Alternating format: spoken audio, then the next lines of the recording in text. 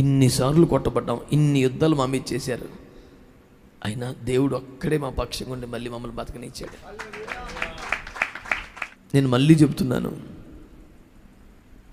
నువ్వు తప్పు చేస్తే, నువ్వు పాపం చేస్తే నిన్ను ఖండించడానికి వెనుకాడిన రోషం గల దేవుడు నువ్వు చిక్కుల్లో పడితే ఆదరించడానికి మాత్రమే వెనుకాడతాడా?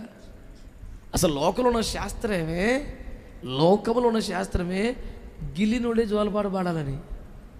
జోల పాట పాడేంత నేర్పో ఓర్పు లేకపోతే నువ్వు గెలకూడదు, నీకు అర్హత లేదు. ఎవడు గాయం రేపాలి? గాయమును మాన్పు పడే రేపాలి. నువ్వు రేపేసి ఊరుకుంటావదో, గాయము రేపోవడం నేనే, మానుపోవడం నేను అన్నాడు కదా.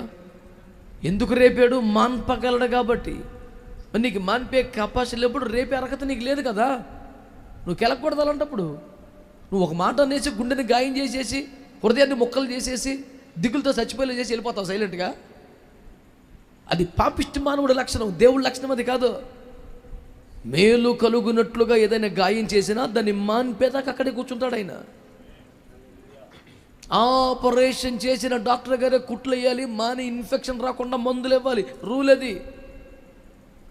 లోపల క్యాన్సర్ కంటి ఉంది, అందుకే కోసాను, తీసి పడేశాను, మీరు గుట్లు వేసుకొని సావండి అని ఫ్యామిలీకి అప్పగించి వెళ్తాడు ఏ బుద్ధి లేని డాక్టర్ అయినా. నువ్వు నీ సంఘబిడ్డల మీద అయినా, కుటుంబ సభ్యుల మీద అయినా తప్పును బట్టి, కోపాన్ని బట్టి గద్దిస్తే, శిక్షిస్తే, మళ్ళీ వాళ్ళని కౌన్సిల్ చేయాల్సి, ఆదరించాల్సిన బాధ్యత కూడా నీదే. మరి కోసేసి వెళ్ళిపోతే ఎవడే అత్తాడు కుట్లు? మంచిగా కోసా, క్యాన్సర్ గడ్డ తీసేసా, కణితి తీసేసా, లేదా సజ్జను ఇప్పుడు కూడా చస్తారు రా కోసినందుకు. అది ఇంకా 3 రోజులు బతుకున్నావు, ఇప్పుడు నువ్వు సాగు కొట్టావు. అందుకనే వైద్య శాస్త్రంలో ఒక స్టేట్మెంట్ ఉంటుంది, post surgical care is more important than surgery. నీకు అది వైద్య శాస్త్రంలో ప్రామాణికమైన సిద్ధాంతం అది. ఆపరేషన్ తదనంతర చికిత్స చర్యలు ఆపరేషన్ కన్నా ముఖ్యం. అన్యాయంగా చచ్చిపోతాం వద్దు, లేకపోతే లైఫ్. నీ భార్య కావచ్చు, నీ సంఘబిడ్డలు కావచ్చు, ఇంట్లో పిల్లలు కావచ్చు, ఎవరన్నా శిక్షించి, గద్దించి, బుద్ధి చెప్పి సరిచేసే సర్వ అధికారాలు, హక్కులు నీకు ఉన్నాయి, కాదంటాక లేదు. కానీ తర్వాత ఓదార్చేది కూడా నువ్వే. నీకు ఆ ఓదార్చే బుద్ధి, నేర్పు ఉంటేనే కెలుగులేత నోరు మూసుకున్నాడు చావు. నీకు హక్కు లేదు అసలు.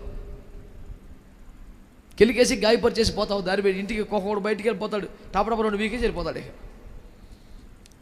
ఈడు రేంజ్ ఏంది, ఈడు మళ్ళీ ఊరు మీద పడి తిరిగి కొంపకు వచ్చేపాటికి వీళ్ళందరూ వాళ్ళంతటా వాళ్ళే ఆదరించబడి, ముఖాన చిరునవ్వు పులుముకొని, ఇంటికి రాగానే చెంబు నీళ్ళు ఇచ్చి కాలు కడుక్కోమని స్వాగతం చెప్పాలా. నడుస్తుందేమో హవా, ఒక్కరోజు సరిగ్గా పెడతాడు యేసుప్రభు కూటం. నేను చెప్తున్నా, నేను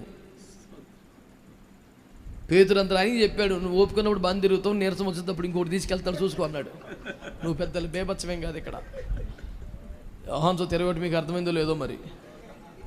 ఇప్పుడు బాగానే పరిగెడతావు, నీకు నీరసం వచ్చేది అప్పుడు ఉంటుంది. ఆడికి మనసు ఉండదు, ఆడు చిన్నోడైతే మట్టి ఆడికి గుండెకాయ ఉండదా, దానికి దెబ్బ తగలదా, నువ్వు చెలరేకపోతామే బేబత్సమా. ఈ ఈ వెన్నబూసే చికిత్స లేని దుర్మార్గమైన కోత, ఈ కోతరాయిళ్ళు శుద్ధీకరణ పేరు మీద కోసి పారేస్తారు చూడు. వీళ్ళ కింద పనిచేసిన సేవకులు ఎప్పటికి వెన్న బోయించుకోవటం తెలియదు, వాళ్ళకి కోసించుకోవటమే తెలుసు. ఆడు పాస్టర్ అయ్యాక ఏం చేస్తాడు, ఆడు కోతే. ఆడు ఇదే సేవ అనుకుని పెరిగాడు కదా. సేవ అంటే ఇట్టగా ఉండుద్ది ఏమనుకున్నావు, మా గురువుగారు ఇంకా కోసేవాడు, ఇంకా నేను తక్కువ. ఇప్పుడు ఏం జరుగుతుంది, రోగంతో చావాల్సిన వాళ్ళు ఆపరేషన్ జట్లు చస్తారంతే. వాళ్ళ ఇంటికాడ తెచ్చిన బెల్లం బిడ్డలు చుట్టుపక్కల ఉంటారు, రాకర మాటలు చెప్పుకొని చెప్తాడు, ఎడ తీసుకొచ్చి చంపే ఎందుకురా.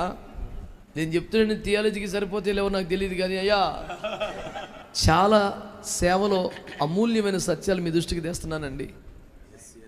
శుద్ధీకరణ పేరు మీద సావుగొట్టం మన అధికారం కాదు. ఫీలారా, నేను కూడా కోప్పడితే ఎట్లుంటుందో రేంజ్ మీ అందరికీ తెలుసు. దాదాపు టేస్ట్ చూసినోడే ఒకడు వద్దరు ఏదో ఒక సందర్భంలో. మరి మీకే ఆ తాకిడి తగిలితే పేతుల పిల్లకి ఎట్లుంటుంది?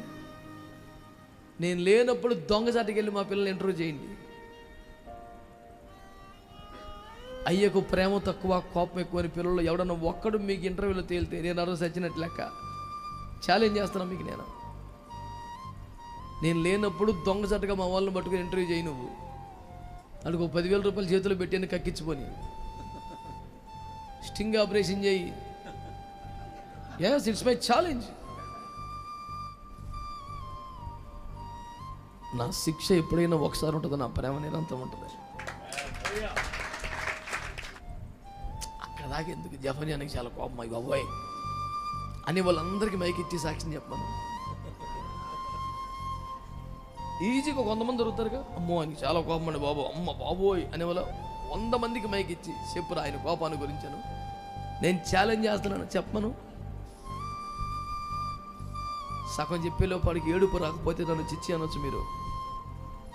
వాడు సగం చెప్పే లోపలికి ఏడుపు రాకపోతే, దేవుని ప్రేమ కళ్ళు తిరగకపోతే నీళ్ళు కళ్ళల్లో, నన్ను చిచ్చి అనొచ్చు నువ్వు. ఏసన్న గారు అంటేనే జ్ఞానం, సురేష్ అయ్యగారంటేనే ప్రేమ, జఫని అంటేనే క్రమం అనే పేరు ఎందుకు వచ్చింది? చిన్న క్రమం తేడా వచ్చింది, అది కాదు తప్పది. మా పక్క అన్న వదిలే అన్న, తెలిసిలే వదిలే, నువ్వు అట్టంటేనే అందరూ వెనక్కిపోతున్నారు. వెనక్కిపోతేనే 3500 అయ్యారా, దేవుని స్తోత్రం. వెనక్కి పోలేదా, పోవలసినోడే పోయాడు, దేవుని స్తోత్రం. యూదా తన చోటికి పోవుటకు ఏర్పరచుకున్నటువంటి దేవుని స్తోత్రం. మంచి వాళ్ళందరూ స్తోత్రం చెప్పండి.